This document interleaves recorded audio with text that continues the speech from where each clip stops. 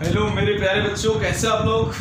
मैं आपका KK sir maths वाला स्वागत करता हूं आपको अपने यूट्यूब चैनल केके मैथमेटिक्स में। आज मैं आपके लिए बहुत ही बेहतरीन फंडा और बहुत ही बेहतरीन टॉपिक लेकर के आया हूं। और जिस टॉपिक का वेटेज की बात यदि मैं करूं तो आप मानिए कि स्टेट बोर्ड में आपके लिए 4 मार्क्स के फिक्स क्वेश्चंस होते हैं, बराबर 4 मार्क्स के लिए होते ही है। और कुछ एक आधा दो ऑब्जेक्टिव सवाल में भी इससे बनने की चांस होता है।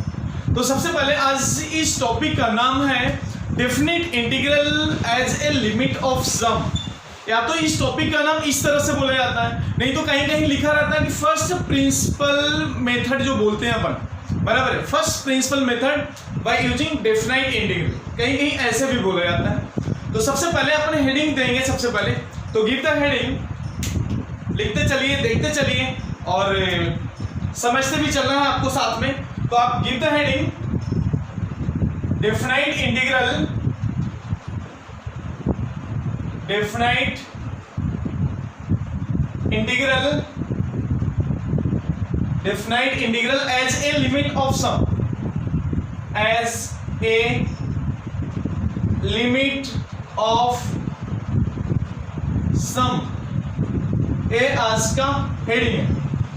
तो सबसे पहले अपन जानेंगे कि इसमें हमें पढ़ना क्या होगा। सपोज दैट कि मैंने कर्व, कोई भी कर्व इस तरह से बना दिया। लेट अस एज्यूम कि मैंने एक्स एक्सिस वाई एक्सिस पे कोई एक कर्व बना दिया। इस तरह से कोई एक कर्व मैंने यहाँ पे ड्रॉ कर दिया। अब इसमें देखना है कि सपोज दैट कि ये वेरी कर रहा है कर्व, कहां से कहां तक मैं बात कर लेता हूं, नीचे लगे तो इंडिकेट कर देता हूं। आप देखिए यहाँ पे लेट अस एज्यूम कि एक्स का वैल्यू ए है, यहाँ पे ए है और यहाँ पे जाकर के x का वैल्यू जो निकल रहा है वो b है। x का वैल्यू क्या है? b। और ये जो कर्व आपको दिया हुआ है ना, y is equal to F of X. समझना बहुत आसान है बेटा, समझना बहुत ही आसान है। आप थोड़ा सा इस ग्राफ के माध्यम से आप समझने की कोशिश करें, आपको 101% जरूर से जरूर आएगा। इसके बीच में a और b के बीच में बहुत सारे पार्ट होंगे ऐसा, क्योंकि लिमिटिंग वैल्यू नो डाउट कि a और b के बीच में है, तो बहुत सारे पार्ट इस तरह से होंगे, बहुत सारे पार्ट इस तरह से होंगे। मैंने कुछ पार्ट को इस तरह से इंडिकेट करके मैंने लिख दिया, बहुत सारे पार्ट इस तरह से लेकिन होंगे। a लिख दिया मैंने, पहले वाले को मैंने मान लिया था x का वैल्यू a। नेक्स्ट है आपका a प्लस h हो जाएगा, नेक्स्ट आपका a प्लस 2h हो जाएगा। इस तरह से चलते रहेगा टिल कहां तक? b तक की बातें चलेगा। तो सबसे पहले आपको इस मेथोलॉजी में आपको ये जानना जरूरी है कि जब लिमिटिंग वैल्यू a से b दिया हुआ है तो क्या हम a से b के लिमिटिंग वैल्यू को स्प्लिट कर सकते हैं क्या? ऑफ कोर्स कर सकते हैं। यानी कहने का मतलब कि सपोज दैट की लिमिटिंग वैल्यू मैंने a 1 to 2 लिख दिया है, 1 to 3 लिख दिया, तो सबसे पहले 1 से 2 के बीच में यानी n इक्वल पार्ट्स में उसको हमें डिवाइड कर लेना। क्या करना होगा? n इक्वल पार्ट्स में हमें उसको डिवाइड कर लेना होगा। और इस पार्ट को हम क्या यहाँ पे बोल रहे हैं? h से डिनोट कर रहे हैं। a प्लस h हो गया, a प्लस 2h हो गया, a प्लस 3h, इस तरह से सोन चलते रहे। अब एक बात, मैं इसमें एक बात आपको समझाने की कोशिश कर रहा हूं, समझिएगा, देखिएगा थोड़ा सा। पहले आप डायग्राम इस तरह से बना लीजिए, a plus 2h, a plus 3h चलते रहेगा सोन, लास्ट में b तक है ना। आखिरी वाला टर्म यदि मैं लिखूं, क्योंकि a प्लस 0h हो पहला वाला, तो आखिरी वाला होगा a वाला जो टर्म होगा ना, a प्लस कितना होगा? n माइनस 1 इंटू h होगा।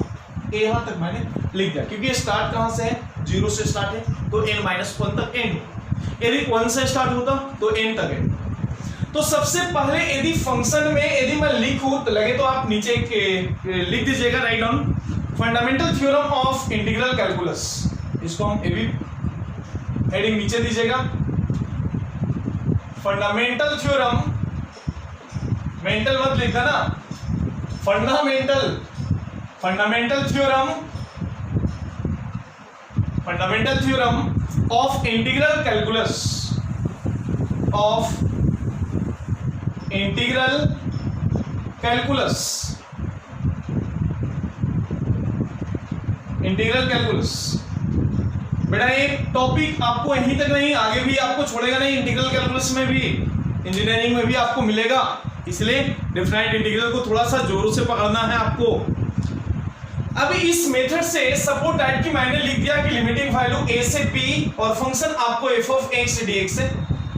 अब यदि इस फंक्शन को लिखने की कोशिश करूं मैं, तो मैं इसको इस तरह से लिख रहा हूं, लिमिट h टेंडिंग टू 0 मैंने कर दिया, मैंने h टेंडिंग टू 0 लिख दिया। अब फंक्शन क्या होगा, मैं इसको कैसे लिखूंगा, सबसे पहले आपको a देखना है। h बोले तो एक एक एलिमेंट है ना, दो के डिफरेंस ही तो h है ना, यानी h इंटू लगे तो आप लिख लेना h into f of a plus f of a plus h plus f of a plus 2h, ऐसो ऑन कर लेना, ऐसो ऑन आखिरी तक लिख देना। आपको इस तरह से ही लिखना है, आखिरी तक लिखना है, तो क्या बन जाएगा, आखिरी तक लिखना है प्लस, लेकिन कहां तक, f ऑफ कितना जाएगा आखिरी वाला, a plus n minus 1 into कितना h हो जाएगा, मैंने क्लोज कर दिया। यानी अब एक बात आपको समझ में आया होगा, जैसा कि मैंने आपको पहले दिन भी मैंने आपको बताया था, इंटीग्रल बोले तो क्या, सम ऑफ लिमिट, इंटीग्रल बोले तो क्या, डेफिनेट इंटीग्रल बोले तो क्या, सम ऑफ लिमिट ही उसको हम बोलते हैं। जो limiting value upper limit lower limit दिया हुआ है ना, उसके बीच में सभी पार्ट का लिमिट अप्लाई करते जाएंगे, और एक एक पार्ट का जब लिमिट अप्लाई करते जाएंगे और सबको जोड़ते जाएंगे तो वही रिजल्ट निकलता है इंडेफिनिट इंटीग्रल। इसके लिए ही इसको बोलते हैं फर्स्ट प्रिंसिपल मेथड, भी इसको हम कहीं कहीं बोलते हैं, और कहीं फर्स्ट प्रिंसिपल मेथड आया डेफिनिट इंटीग्रल का, तो आप समझ जाना, और एक बात आप ध्यान में रखना कि लिमिट ऑफ सम को ही हम बोलते हैं। तो सबसे पहले बेटा एक बात आपको आपके जहन में बैठा लेना है कि h इंटू, h बोले तो क्या है, स्मॉल पार्ट, h को मैं यहां पे यदि इंडिकेट करूं, सबसे पहले a और b है ना, तो मैं यदि h को लिखना चाहूं, h क्या पार्ट होगा, मैं आपको बता रहा हूं कि h एक ऐसा पार्ट है जो lower upper limit minus lower limit upon n की बात करता है। यानी कहने का मतलब बहुत सरल है कि upper limit minus lower limit upon n, यानी कहने का मतलब कि h एक ऐसा पार्ट है और इतना छोटा पार्ट है कि दोनों लिमिट में, कहने का मतलब कि उसके डिफरेंस जो भी है ना, उसको n पार्ट में डिवाइड किया गया है और एक पार्ट को h बोला जाता है। वेरी वेरी नियरली इक्वल है बेटा, बहुत बहुत छोटा पार्ट जिसको हम बोल रहे हैं, दैट इज द h। और h की बात जब मैं करूं तो b माइनस a अपॉन कितना होना चाहिए, n, जहां पे b क्या है अपर लिमिट और a क्या है लोअर लिमिट, और n क्या है नंबर ऑफ पार्ट्स जो है वो n है। तो सबसे पहले मैं आपको एक बात यहां से, और भी आप लगे तो इसको वहां पे लिखना बिल्कुल भी ना भूलना। एक बात तुम्हें और भी एक बात समझ में आ गया होगा, जब मैंने यहाँ पे h टेंडिंग टू 0 की बात मैंने किया हूं, जब मैंने मेंशन किया हूं h टेंडिंग टू 0, तो मैं यहां से आपको बात करूंगा जब h टेंडिंग टू 0, तो that means n tending to क्या होगा, 0 लिख दिया यदि मैंने, तो n टेंडिंग टू क्या होना चाहिए, इनफाइनाइट होना चाहिए। तो कहीं कहीं आपको n टेंडिंग टू इनफाइनाइट भी रहा तो आपको घबराने की कतई जरूरत नहीं है, या तो आपको h टेंडिंग टू 0 लेना है, नहीं तो n टेंडिंग टू इन्फिनिटी लेना है, या तो दोनों लिखा हुआ रहा तो भी आप समझिए कि दोनों का मतलब एक ही है, आपको घबराने की जरूरत नहीं है। लेकिन एक बात जरूर ध्यान रखना, एक जगह h टेंडिंग टू 0 लिखा हूं और एक जगह n टेंडिंग टू इनफाइनाइट लिखा हूं। बहुत सरल सी बात मैंने आपको यहां से इंडिकेट किया। अब एक बात समझना बेटा, अब एक बात समझना, लगे तो मैं इसी में लिख भी देता हूं, जब लिमिट h टेंडिंग टू 0 लिखे ना, तो मैं बाजू में एक और भी लिख देता हूं, n टेंडिंग यदि किसी को लेना होगा तो इनफाइनाइट ले सकते, अपनी मर्जी, आता चलेल आपली मर्जी। मग पुढे काय, मगर अब यदि मैं इसको लिखूं तो और मैं क्या लिख सकता हूं कि जब लिमिटिंग वैल्यू a से b f of x dx, that can be written as, क्या लिखना होगा बेटा, limiting value s tending to 0 या तो आप n टेंडिंग टू इंफिनिटी, दोनों नहीं अप्लाई करना, दोनों एक ही है। ये बात आपको समझ में आ गया होगा। h मैंने एज इट इज लिख दिया। अब बताओ कि ये सारे एडिशन है ऐसा, अब ये सारे एडिशन को क्या आप समेशन में उसको न्यूट्रलाइज कर सकते हो, लिख सकते हो समेशन करके, तो ऑफ कोर्स लिख सकते हैं ना समेशन में। तो मैंने यदि इसके लिए समेशन दे दिया, समेशन का मतलब ही आपको समझ में आ गया होगा, और समेशन में मैंने r का वैल्यू को वेरी करते गया, क्योंकि r का ही वैल्यू यहाँ पे वेरिएबल है। r बोले तो क्या होगा, मैं लिख के आपको देता हूं, r का वैल्यू 0 से लेकर के n-1 तक गया, लिख दिया। यहाँ पे, और यदि इसको न्यूट्रलाइज करूं इस तरह से, एफ ऑफ कितना a plus r into h मैंने कर लिया। अब बताइए ना, r का वैल्यू पहला 0 तो a बन रहा है, r का वैल्यू 1 तो कितना बन रहा है, a प्लस एच बन रहा है, खत्म हो गया। r का वैल्यू 2 तो कितना बन गया, a बन गया। r का वैल्यू n-1 तो आखिरी वाला बन गया, खत्म हो गया ना कहानी। कितना सरल कहानी था। और यही तो कॉन्सेप्ट है जिसका इंतजार था, हमें बहुत पहले से इंतजार था कि सर आपने लिमिट ऑफ सम नहीं बताया। आपको कहीं कहीं लिमिट में भी इसको पढ़ना होता है, लेकिन मैं इसको इंटीग्रल में पढ़ाता हूं ताकि आपको विस्तृत जानकारी इंटीग्रल के बारे में भी जब मालूम होता है तो मजे आते हैं थोड़ा। तो चलें और भी मजे लेंगे हम इस टॉपिक का। F of A plus R S तो हमने लिख दिया, कोई दिक्कत नहीं, ये तो अपना बन गया यहाँ पे। और इसी को हम बोलते हैं क्या, इसका रिजल्ट बोलते हैं। लगे तो इसको आप सुनहले हेडिंग तौर पे आप एक डब्बे में बंद करके इस कंसेप्ट को लिख लें। बहुत ही इंपॉर्टेंट बेटा, बहुत बहुत इंपॉर्टेंट कंसेप्ट है, बहुत बहुत और बहुत ही सरल। बस आपको सावधानी से इस कंसेप्ट को याद रखना है और चुटकी बजाओ और आंसर पाओ। बहुत सरल है, बहुत सरल तरीका है, बहुत सरल तरीका है। तो चलिए थोड़ा जल्दी से इसका नोट डाउन आप अभ्यास कर लें, थोड़ा फास्ट करें। चलिए हो गया होगा लिख के, तो मैं मूव करूंगा, लेकिन मैंने यहाँ पे एक बात ये भी आप लिखना बिल्कुल ना भूलें। लगे तो इसको आप ऐसा करके लिख लें, but h is equal to b minus a upon n, ये भी लिखना आप बिल्कुल भी ना भूलें। अब मैं मूव करूंगा इसके रिलेटेड कुछ सवाल पे मैं मूव करूंगा। जैसा कि आपको मालूम है इस पे मैं कुछ सवाल देता हूं, आंसर निकालना तो बहुत ही आसान है।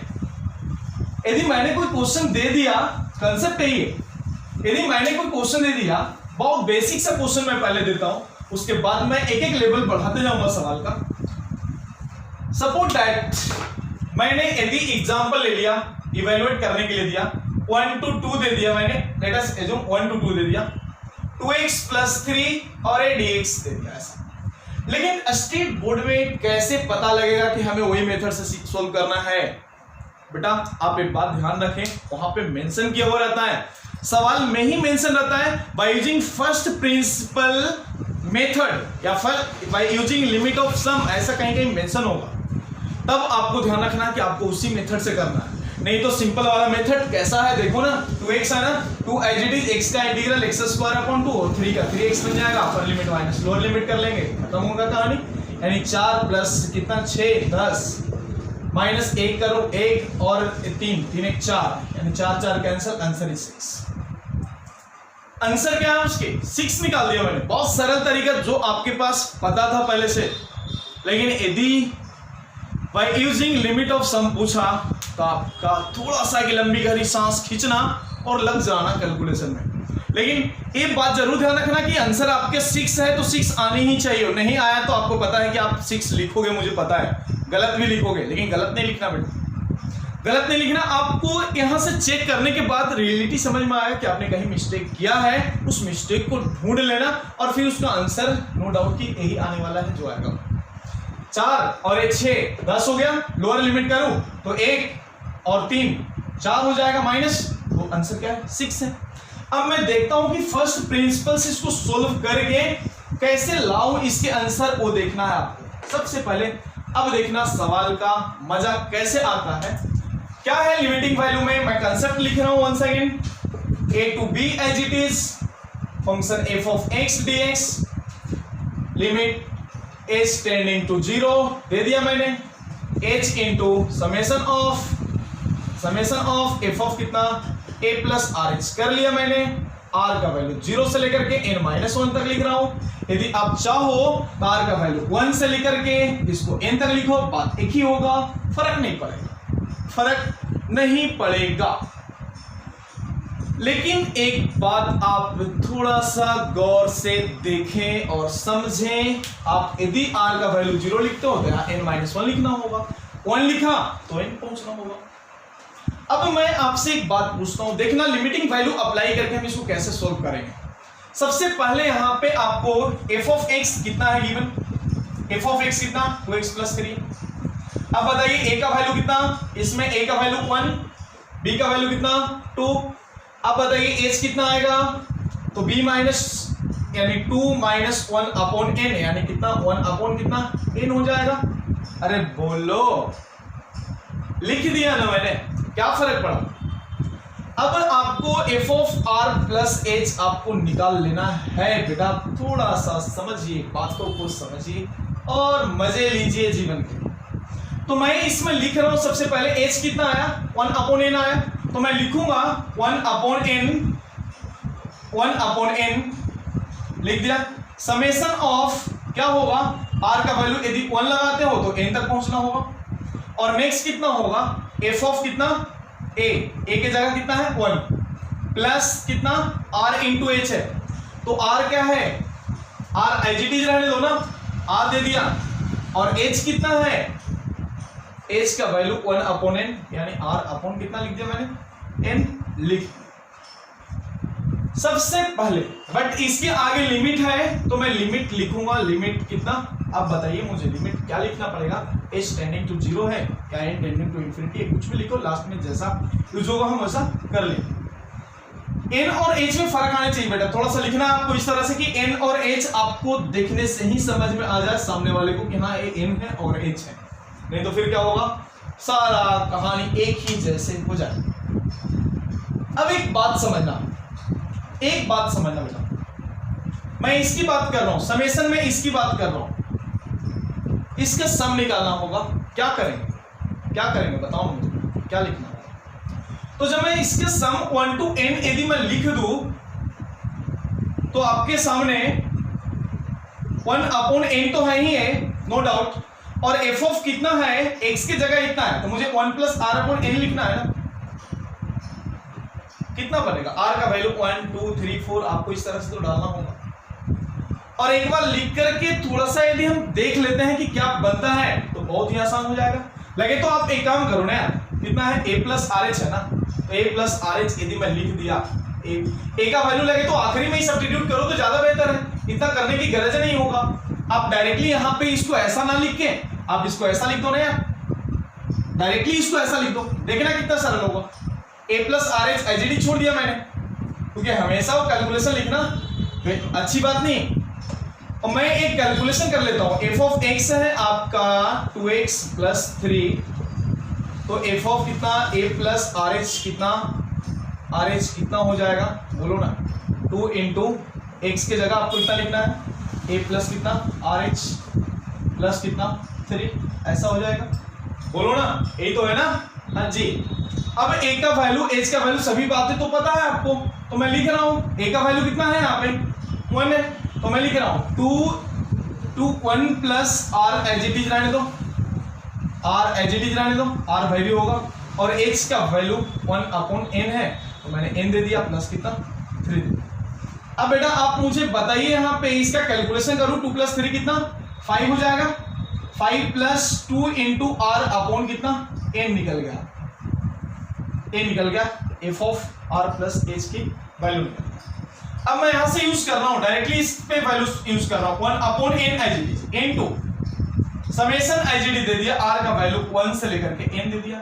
थोड़ा सा कैलकुलेशन कॉम्प्लिकेटेड मेथड है, कैलकुलेशन है, बट आंसर हमें पता है, तो एक हथियार हमें मालूम है कि हमें सोल्व करके वहां तक पहुंचना है। तो कितना आएगा 5 plus 2 into r upon n, जो कि मैंने यहाँ पे लिख दिया ऐसा, ये है ना, हाँ जी। अब बताइए बेटा समेशन ऑफ, अब इसमें जो रिजल्ट यूज होगा समेशन ऑफ 1 यूज होगा, समेशन ऑफ 1 को हम क्या बोलेंगे, n बोलेंगे, समेशन ऑफ 1 को क्या बोलेंगे, n बोलेंगे। और नेक्स्ट समेशन यदि 1, अब इसकी बात मैं करूं तो क्या होगा जनाब, थोड़ा सा आप देखें यहाँ पे, कुछ तो रिजल्ट निकल जाएगा। तो देखता हूं, ये 1 upon n as it is कर लिया, 5 बाहर लग दिया, समेशन का प्रॉपर्टी यूज करूंगा, कोई फर्क नहीं पड़ने वाला है, मैं एक एक टर्म को स्प्लिट करके लिखते जा रहा हूं, n 1 to n ऐसा लिख दिया, प्लस कितना 2 अपॉन n को बाहर लिख दिया, समेशन एज इट इज था, r का वैल्यू 1 से लेकर के n तक होगा, और एक वंस अगेन आपके सामने r एज इट इज दिख रहा है। बोलो कितना सरल है, कितना सरल। अब देखना 1 अपॉन n तो है ही यहाँ पे, 5 एज इट इज, और 1 to n, यानी कहने का मतलब कि ये भी तो n निकलेगा। चलो ये काम हो गया। सेकेंड कितना 2 upon n as it is, और समेशन ऑफ r करो 1 to n क्या बन जाएगा बोलिए, यानी इसके रिजल्ट बन जाएंगे n into n plus 1 upon 2 upon कितना 2, जो कि मैंने यहाँ पे लिख दिया। अब यार एक बात बताओ ना यार, n कहीं तो कैंसिल होगा ना, होने दो ना कैंसिल, मजा आ जाएगा ना अपने को। तो कितना है 1 upon n as it is, उसके बाद कितना लगे तो 1 अपॉन n से मल्टीप्लाई कर देता हूं मैं, इसमें क्या बनेगा बोलिए, वाला 5 हो जाएगा। नेक्स्ट कितना n यहाँ कैंसिल होगा, 2 अपॉन कितना n बनेगा, और ये 2 भी कैंसिल है ना, छोड़ दो ना, 2 भी कैंसिल हो गया, यानी कितना बचेगा जी बोलिए, 2 कैंसिल और n कैंसिल, n प्लस 1 बचा है, 1 अपॉन n है, तो कितना n प्लस 1 अपॉन n बचा हुआ है। तो मिस्टर बताइए आपकी, यदि मैं इसको कैलकुलेट करके और भी करूं और n से सेपरेट डिवाइड कर दूं तो 1 प्लस 1 अपॉन n बचेगा, ओवरऑल कैलकुलेशन इसका। अब इसमें क्या था, s टेंडिंग टू 0 था या तो n टेंडिंग टू इंफिनिटी था, जो इच्छा आप लगा दो ना। तो हमारे पास जो रिजल्ट आया है n टेंडिंग टू इंफिनिटी में मैंने लाया, तो आप इसको ऐसा लिख करके देखना, limit of n tending to infinity कर लिया मैंने, और बताओ इसको 5 प्लस 1 6 प्लस 1 अपॉन n कर लिया। 1 अपॉन n बोले तो क्या हो जाएगा, 0 हो जाएगा। क्यों, जब n टेंडिंग टू इंफिनिटी तो 1 अपॉन n टेंडिंग टू 0। तो क्या बचा आंसर, दैट इज द 6, जो आपके नजरों के सामने इसका आंसर कितना है 6 आ। आपको बस ये फॉर्मेट पे लिख करके समेशन के वैल्यू या समेशन के प्रॉपर्टी जो है ना उसको फॉलो करते जाना है। ज्यादा से ज्यादा तक जो रिजल्ट यूज होने वाला है, बहुत सरल सा रिजल्ट यूज होने वाला है। तो सबसे पहले मैं आपको एक बात बोलूंगा, आपको एंट्रेंस के लिए बाकी के क्वेश्चंस लगाने से पहले आप इसके चैप्टर जो आपके स्टेट बोर्ड में है, उस स्टेट बोर्ड के जो एक्सरसाइज में क्वेश्चंस दिए हुए हैं, या सोल्व एग्जाम्पल हो या अनसोल्व एग्जाम्पल हो, सबसे पहले उसको सोल्व करके एक बार आप देख लें। उसके बाद कुछ प्रश्न मैं आपको कराऊंगा जो अच्छे लेवल के क्वेश्चन होंगे। तो आज के लेक्चर में बस मैं यहीं पे इसको स्टॉप कर रहा हूं और आपको छोड़ रहा हूं कि कम से कम 7 से 8 सवाल आप स्टेट बोर्ड के क्वेश्चंस एक बार आप लगा लें। उसके बाद फिर मैं अच्छे लेवल के क्वेश्चंस में नेक्स्ट एपिसोड में मैं आपको इसके लिए करा के दूंगा। लेकिन उससे पहले की जो बात मैंने आपको बोला हूं, क्या बोला मैंने, कि एक कंसेप्ट को यूज करने का जो तरीका है, इसको once again go through state board आपको जाना होगा, या सीबीएसई बोर्ड है आपका तो सीबीएसई बोर्ड के थ्रू जाना होगा। और उसके कम से कम तो 10 सवाल मैंने होमवर्क लगे तो लिख देता हूं सुनहरे अक्षरों में, आप पहले मुझे करके बताएं, फिर आज से यदि कंप्लीट होगा तो फिर मैं नेक्स्ट वीडियो में आपको बना के दूंगा और अच्छे लेवल के कुछ क्वेश्चंस लगा के दूंगा। उससे पहले कि स्टेट बोर्ड का question homework 10 questions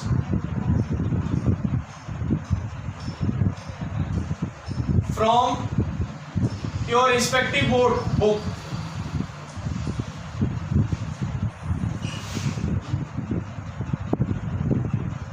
Board book. Compulsory बेटा, compulsory to all of you. ये आपको करके जितना जल्दी मुझे मैसेज कर देना है कि सर मेरा 10 सवाल हो चुके हैं, तब मैं आगे आपको कुछ सवाल और भी बताऊंगा जो एंट्रेंस में किस तरह से पूछे जाते हैं, उस पर भी हम चर्चा करेंगे। लेकिन ये सारे जानकारी के थ्रू एक बार आप सवाल पे जाइए और मुझे आज शाम तक या नेक्स्ट एक दिन बाद तक आपको मुझे इसका रिप्लाई चैट बॉक्स में आ जानी चाहिए। तो चलें, इस वीडियो लेक्चर में बस मैं इतना ही दे रहा हूं आपको। वीडियो देखने के लिए आपको बहुत बहुत धन्यवाद। चले।